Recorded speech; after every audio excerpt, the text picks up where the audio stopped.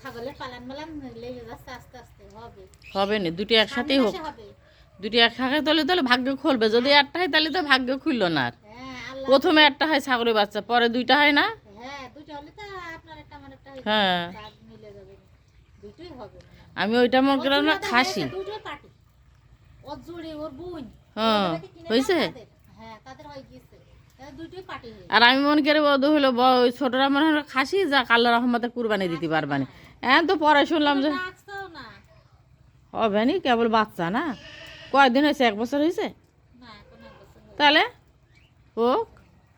আর বাচ্চা না ছাগল।